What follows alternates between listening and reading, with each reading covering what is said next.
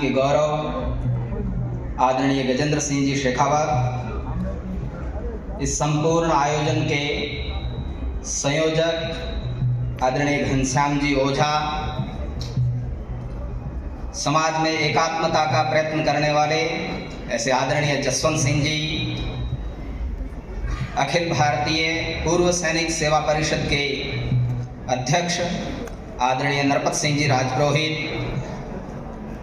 इस आयोजन के chief coordinator Mahavir ji Chopra, air marshal Jagdish Chandra ji, flying officer आदरणीय NS जोधा साहब, मेजर जनरल अनुराग छाबा जी, ब्रिगेडियर प्रदीप सिंह जी, दीपक सिंह जी माथुर, मंच पर विराजमान सम्मानित अतिथिगण, पंडाल में उपस्थित गौरव सैनिक, माताओं, बहनों और भाइयों, हम यह आयोजन जो देख रहे हैं, यह पश्चिमी राजस्थान का उद्योग शिल्प उत्सव है।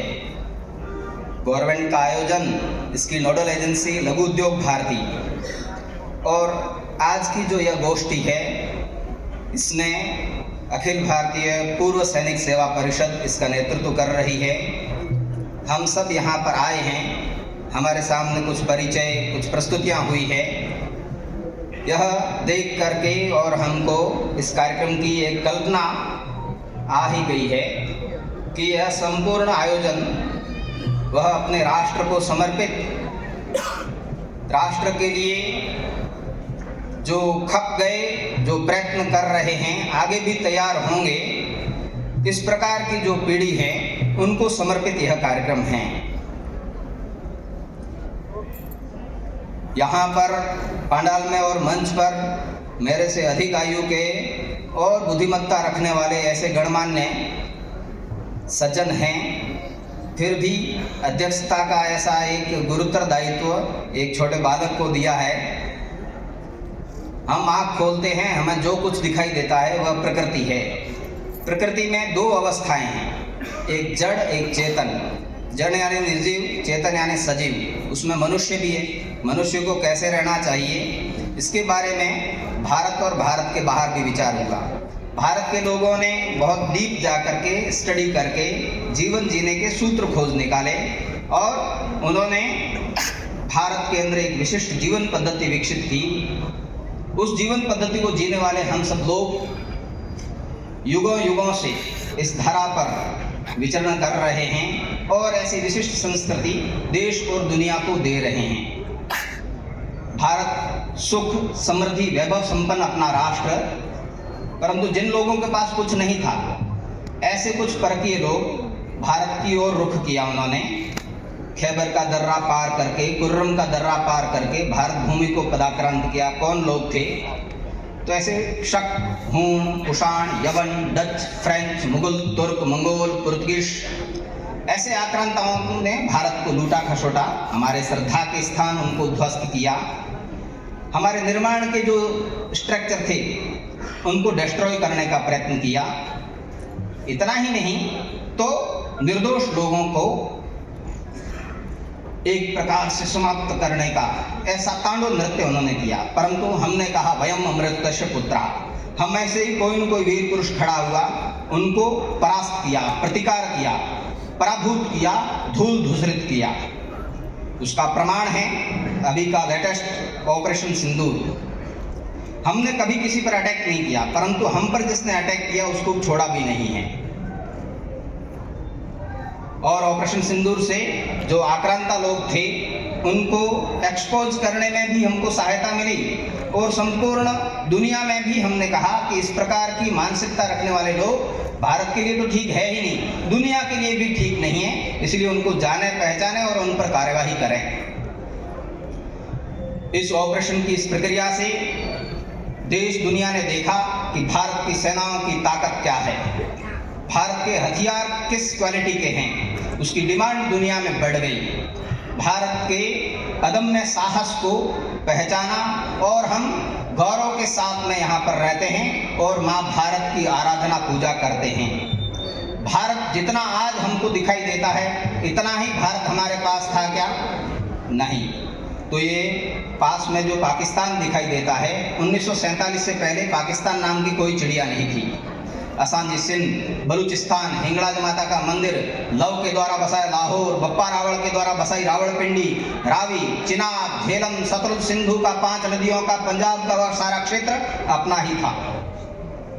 सीमा दर्शन के लिए जाते हैं तो ध्यान में आता है कि तारबंदी की उधर भी जमीन ऐसी है, इधर भी ऐसी है। क्या अंतर है? अंतर ये है कि यहाँ हम खड़े रह सकते हैं, उधर खड़े नहीं रह सकते। यह हमारे पास में है, वो हमारे पास में नहीं। कभी हमारे पास थी तो ऐसा दृश्य क्यों हुआ? थोड़ा और मानचित्र में देखते हैं तो अफगानिस्तान दिखाई देता है।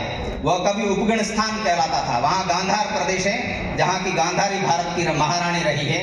1856 में वह हमसे कट करके अलग हो गया। पाक अधिकृत हो गया है कश्मीर, अक्षय चीन के रूप में चाइना को दे रखा। भारत का अविभाज्य अंग, ऋषि कश्यप के द्वारा बसाया हुआ कश्मीर, सेब के बागान, केसर की क्यारियां, वह सारा प्रदेश अपना ही है। तिब्बत कभी त्रिवेष्टक कहलाता था। अंग्रेजों ने उसको बफर स्टेट बना करके 1914 में उसको चीन ड्रैगन के मुख में धकेल दिया। नेपाल, कौन सा नेपाल? हिंदू राज्य नेपाल। पशुपतिनाथ का मंदिर, कैलाश मानसरोवर, ब्रह्मनद, शिवगौरी का वो स्थान जहां पर अपने गणेश और कार्तिकेय खेला करते थे, वह अधिराज्य हमारा ही राज्य रहा है। 1905 में हमसे कट करके अलग हो गया। 4 में भूटान टूटा। 71 में जो बांग्लादेश कहलाया, ढाका की मलमल, ढाकेश्वरी माता का मंदिर भारत का हिस्सा था। ब्रह्मदेश, श्यामदेश, जावा, सुमात्रा, कंबोडिया, इंडोनेशिया, जहां तो आज भी रामायण की गाथाएं गा जाती है, रामलीलाओं का मंचन होता है, नोट पर गणेश जी छापे जाते हैं। एयरवेज का नाम गरुड़ एयरवेज है। 13,000 वर्ष प्राचीन एक समुद्र में गणेश की प्रतिमा वहां पर मिली है। ये सारे प्रमाण कहते हैं कि ये सारे क्षेत्र भारत के ही थे। लंका तो हम सब जानते हैं, अपने आराध्य राम जी ने सेतु बना करके लंका पर चढ़ाई करके अत्याचारी रावण को नाश किया, समूल नाश किया, सीता माता को स्वतंत्र कराया। वह सिंहद्वीप 1935 से पहले अपना ही हिस्सा था। मेरे और आपकी थोड़ी बहुत जमीन होती होगी, पड़ोसी दबाता है तो तलवारें खिंच जाती है, रक्तपात हो जाता है, परंतु अपने राष्ट्र की इतनी सारी जमीन चली गई, किसको दुख दर्द है? जो इस धरती को मां मानता है, जो अपने आप को इस धरती का संतान मानता है, उन्हें ही कष्ट है कि भारत के टुकड़े क्यों हुए, भारत विभाजित क्यों हुआ। जहां जहां हम घटे वह हिस्सा देश से बटा। फिर ऐसा दृश्य खड़ा नहीं हो, इसके लिए संगठन इस प्रकार के प्रयत्न करते हैं और शासन संचालन के अंदर ही इस प्रकार के विचार मनोभाव के लोग जब आ गए हैं, देश का नेतृत्व अच्छे हाथों में है, तो वह एक दिशा में राष्ट्र को लेकर के जाते हैं। संपूर्ण राष्ट्र को संगठित होकर के एक उद्घोषणा करनी होगी, जिस प्रकार से व्योमिका सिंह की तरह हमारी बहन यहाँ पर आकर के उद्घोषणा कर रही थी, उसी प्रकार से अपने राष्ट्र को एकात्मता के सूत्र में पिरोते हुए, बांधते हुए नाबाद गति से आगे बढ़ना है। विजय निश्चित है, क्योंकि धर्म के साथ श्री भगवान और उनके साथ विजय रहती है। तो फिर हृदय आकाश से जगदाकाश तक भारत माता की जय ध्वनि ललकार कर उठो और कार्य पूर्ण करके रहो। भारत माता की जय। आदरणीय गजेंद्र सिंह जी हमारे सीमा जन कल्याण समिति के महामंत्री रहे। वो इस बॉर्डर क्षेत्र में जितना परिश्रम किया है, पसीना बहाया है, उस काम को आगे बढ़ाने वाली टोली भी संगठन मंत्री आज यहाँ पर बैठे हुए हैं। बॉर्डर के राजस्थान के बॉर्डर को देखेंगे तो 1070 किलोमीटर का क्षेत्र है और वहाँ पर 296 ऐसी बीओपीज है, अपना बीएसएफ वहाँ पर खड़ा है रक्षा पंक्ति में। वहाँ पर तारबंदी से लगते हुए 206 राजस्थान के ऐसे गांव हैं जो एकदम सुदूर है। भारत के प्रधानमंत्री ने कहा कि वह भारत के अंतिम गांव नहीं, वह प्रथम गांव है और नेशनल मेडिकल ऑर्गेनाइजेशन, सीमा जन कल्याण समिति ऐसे संगठनों ने मिलकर के अभी रिसेंटली वहां पर मेडिकल कैंप किए हैं। वहां पर 1000 के करीब डॉक्टर्स पहुंचे, 192 मेडिकल कैंप हुए, वहां पर 15,000 प्लस इस प्रकार वहां रोगियों की जांच करके उनको प्राथमिक उपचार दिया गया। आने जाने से हमारी सीमाएं क्या है, लोग किस प्रकार से रहते हैं, लोग किन कठिनाइयों में वहां पर हैं, सेना जानती है, यहाँ पर विराजमान लोग जानते हैं कि बॉर्डर के लोग अगर पलायन करते हैं तो देश की सुरक्षा को भी खतरा होता है। वो वहां पर टिके रहें, वो इस प्रकार के लोग हैं, वो झुकते नहीं हैं, बिकते नहीं हैं, डटे रहते हैं। इस प्रकार के लोगों के पास में भी एक जाने का प्रयत्न करना, यह अपने संगठन प्रयत्न कर रहे हैं। वहाँ बॉर्डर पर 106 क्षेत्र शक्ति केंद्र और 1605 गांव हैं। हर एक गांव में और टीम बना करके, वहां पर टोलियां बना करके उनका 1 फरवरी को सभी जिला केंद्रों पर ऐसा प्रशिक्षण भी है। ऐसे सीमा को सशक्त करने का एक प्रयत्न जो सेना चाहती है, वैसा हम सिविलियन लोग भी प्रयत्न कर रहे हैं। कोई बांग्लादेश से घुसता है और यह राजस्थान से होकर के बॉर्डर पार कर लेता है घुसपैठिया, तो फिर हम लोग क्या कर रहे हैं देश के अंदर? केवल सेना की ड्यूटी है ऐसा नहीं, तो सिविलियन लोगों की भी भूमिका है कि आसपास में क्या घटित हो रहा है, क्या हलचल है। जो देश के लिए ठीक है वो करेंगे और करने देंगे, जो देश के लिए ठीक नहीं है वो न करेंगे न करने देंगे। इस प्रकार का वातावरण संपूर्ण देश भर में तैयार करने का प्रयत्न चल रहे हैं। यह सब काम भारत माता को समर्पित होकर के किया जा रहा है। आप कहेंगे माँ तो वह है जिसके शरीर से दूसरा शरीर बना है, यह सत्य है। वो माँ अपने गर्भ में रख करके हमारे को अपने रक्त से सींचती है, फिर माँ अपना दूध पिला करके दूध को पालती है, और जब दूध पीना छोड़ देते हैं तो स्नेह प्रेम वात्सल्य से वह माता हमारा पालन करती है। माँ के गर्भ से बाहर आते ही हमको स्थान चाहिए, आधार चाहिए, वो कौन देती है? यही धरती हमको देती है। फिर ये माँ धरती माता देखती है मेरे बच्चों को प्यास लगी है, तो अपने स्तरों, पर्वत रूपी स्तनों से बहने वाला जल रूपी दूध हमको पिला करके हमारी प्यास शांत करती है। फिर ये धरा देखती है मेरे बच्चों को भूख लगी है, अपना वक्ष फाड़ करके, सीना चीर करके उसमें से अन्न उगा करके हमारी पेट की पूर्ति करती है, हमारे को प्राणवायु ऑक्सीजन देती है। और प्राण निकलने के बाद लोग कहते हैं ये शरीर मिट्टी हो गया, तो मिट्टी कहाँ से आया? यह शरीर पंच महाभूतों से मिलकर के बना। अग्नि, जल, वायु, आकाश, पृथ्वी।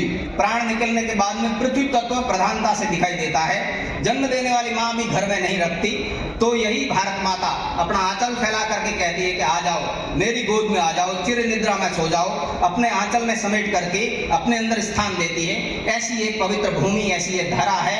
इस धरा को समर्पित होकर के ही ये सारे आयोजन, सारे कार्यक्रम, सारे संगठन प्रयत्न कर रहे हैं। उन सब में हम सब सक्रिय सहभागी होकर के प्रयास करें, क्योंकि किसी कवि ने कहा है कि विजय उनकी होती है जो निरंतर चलते रहते हैं। कदम निरंतर चलते जिनके, श्रम जिनका अविराम है, विजय सुनिश्चित होती उनकी, घोषित यह परिणाम है, घोषित यह परिणाम है। लौकिक और अलौकिक बंधन जिनको बांध नहीं पाते, घिरे विघ्न बाधाएं फिर भी तनिक नहीं वे घबराते, मान चुनौती करे सामना, यह जीवन संग्राम है, विजय सुनिश्चित होती उनकी, घोषित यह परिणाम है, घोषित यह परिणाम है।